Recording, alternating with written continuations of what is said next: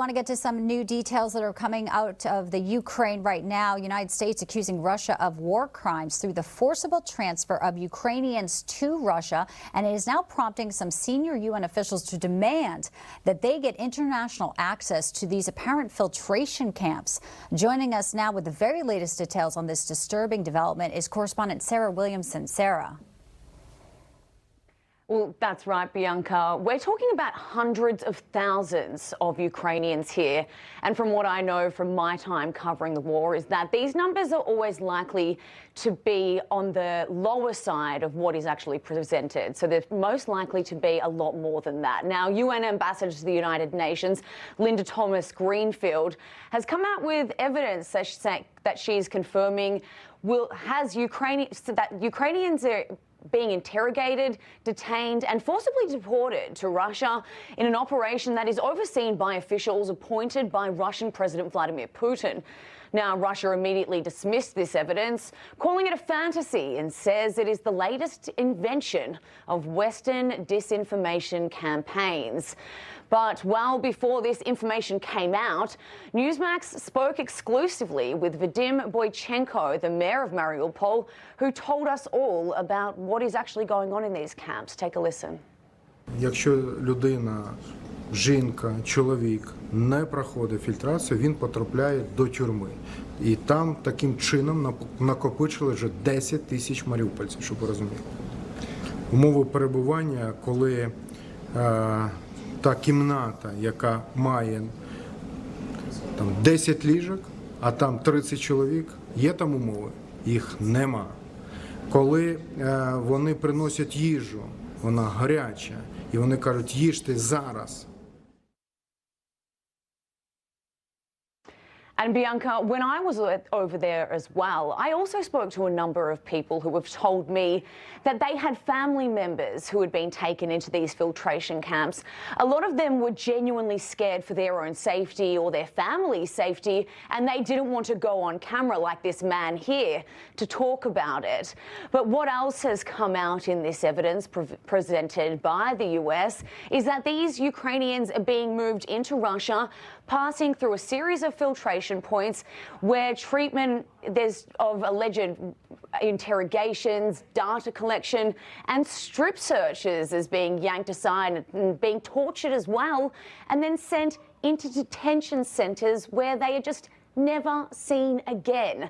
The UN Human Rights Office is also saying that they have verified these Russian armed forces and affiliated armed groups that are subjecting these civilians to filtration, security checks and other human rights violations too. Bianca.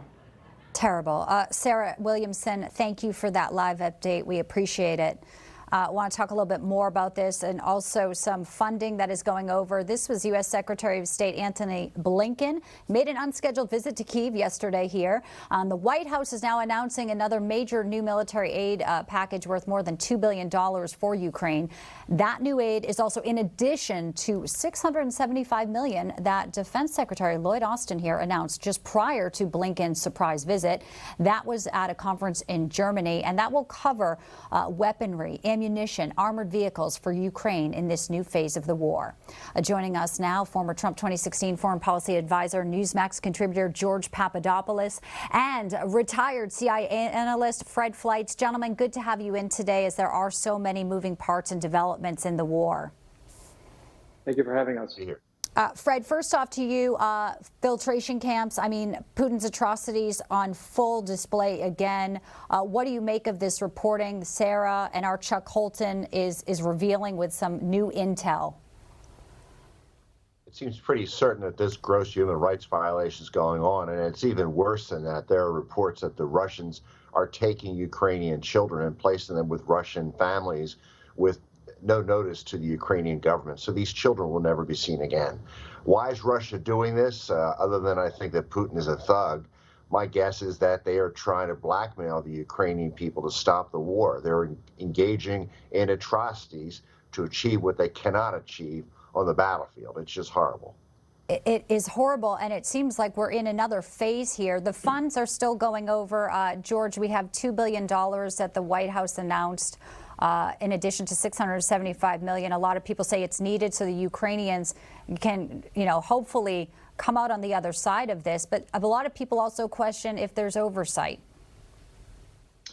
Yes, Bianca, there have been many, especially in the GOP, who are actually demanding transparency and oversight of these large sums of money and weaponry that are going to Ukraine. But when you're looking at the big picture of what's going on with Ukraine, I want to tail off the theme of blackmail that Fred just mentioned. The United States today, under the Biden administration, really has a unique opportunity to reshape both Europe's security and energy architecture, unlike any moment since the Cold War.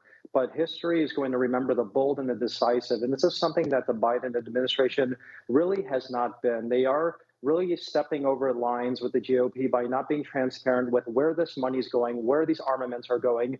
And they really need to actually focus today on promoting alternative routes and sources of energy for the European market to help wean off Russian gas. Just recently, the Russians cut off their largest energy pipeline to Germany.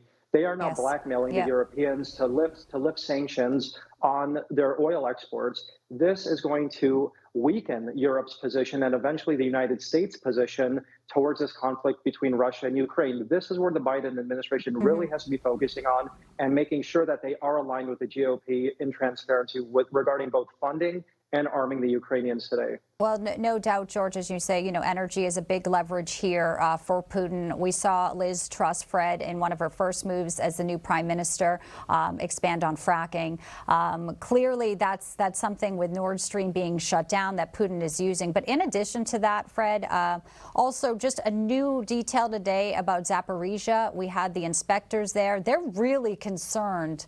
Can you talk to us about what you're hearing with the nuclear plant there as well? I don't think there's a risk of a nuclear accident yet at Zaporizhia, and it isn't just the reactors. It's highly irradiated spent fuel rods nearby. It's difficult to dispose of spent fuel rods, so they tend to be kept on site. There could be a catastrophe if this was hit. There's a danger right now because a plant near Zaporizhia that provides it with power that's needed to cool these reactors has been attacked, and power generation has been stopped there.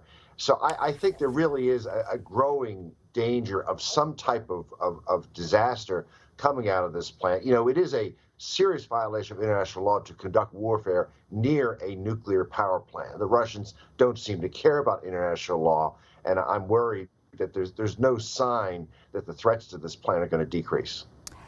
Very troubling. Just about 30 seconds. Fred, I do want to give you the last word here. We know the funding is going over. Will this latest tranche be what they need for those Ukrainian forces with those weapons? Real quick, the funding is crucial. It's making a difference. But I got to tell you, what we heard from George, we're hearing from others on the Hill. The U.S. is bearing the lion's share of this funding. There are Republicans who are saying, when will this end? When will the Europeans start paying their fair share? I think the Ukrainians are worried that this level of military support will not continue indefinitely, and that could give the Russians an advantage. We don't know the answer to that yet. So much we don't know, but we do know it is day 198, and we are talking about atrocities at the hands of Putin. Fred Fleitz, George Papadopoulos, great to have you with us. Thank you so much for your time today. Thank you. Good to be here. Thanks, gentlemen. Hey guys, it's Rob Carson. September is historically the worst performing month for the stock market, so you better be ready for it. The Fed continues to aggressively raise rates, and JP Morgan is forecasting another mega rate hike September the 21st. Is that why Jamie Dimon said an economic hurricane is coming our way? Well, gold and silver have remained remarkably stable despite the Fed aggressively raising rates today. The Patriot Gold Group has a special incentive for Newsmax viewers. Huge! Now precious metals investors can enjoy the no-fee for life gold and silver IRA on qualifying rollovers, or enjoy free, discreet, insured shipping on all direct gold and silver purchases. Here's the number, 800-356-4470. Call 800-356-4470 today.